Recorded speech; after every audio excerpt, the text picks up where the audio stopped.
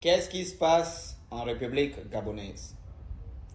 Union, travail, justice.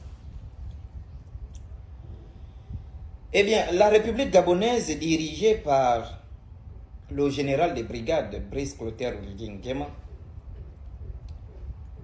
Dans cette République, il y a trop de faux pasteurs qui sèment la terreur dans toutes les villes du Gabon où il y a de l'argent. Et ce devant les autorités gabonaises qui laissent faire des pasteurs congolais, nigérians, qui rentrent dans notre pays, ils ouvrent les églises, ils colonisent les Gabonais, les plus faibles moralement et psychologiquement, notamment des femmes qui cherchent la guérison, le mariage ou les enfants. Et ces criminels de la spiritualité sèment la terreur dans le pays devant les autorités qui ne disent absolument rien.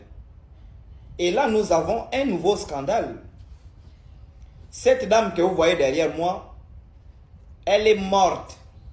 Je crois vendredi ou samedi, elle est morte, cette dame. Elle souffrait d'un cancer du sein. C'est la tante de mon ami, mon frère, mon manager en même temps, Dadan Gobo, qui est à Paris, qui est un grand entrepreneur, grand champion de la République gabonaise à Paris.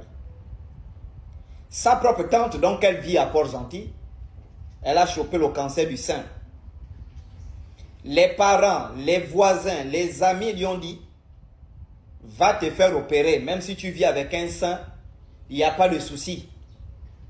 Elle prie dans l'église d'un faux pasteur qu'on appelle Julius Ogoshi, qui est à Port-Gentil. Ce faux pasteur lui a dit, l'hôpital c'est pour le diable. Il faut rester, Jésus va te guérir.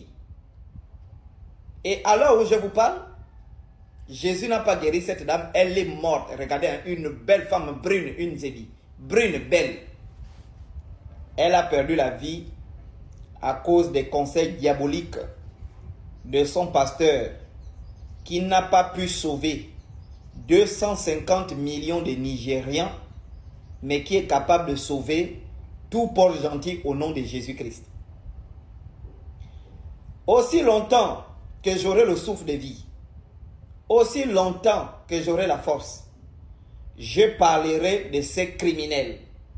Je parlerai de ces faux pasteurs pour interpeller les populations et veiller les consciences des Africains sur ce phénomène qui perdure, détruit complètement nos sociétés africaines. On m'a taxé, on va me taxer de tous les noms, antichrist, anti-chrétien, je suis contre la Bible, enfant du diable. On n'a rien à foutre. Aussi longtemps que le mal et le mensonge existent, nous serons toujours là pour dénoncer. Donc je vous annonce que je vais vous raconter toute l'histoire en live pour que ce pasteur soit interpellé, arrêté par notre police judiciaire afin qu'il soit rapatrié dans son pays d'origine où il y aura des cris et des grincements de dents à son arrivée.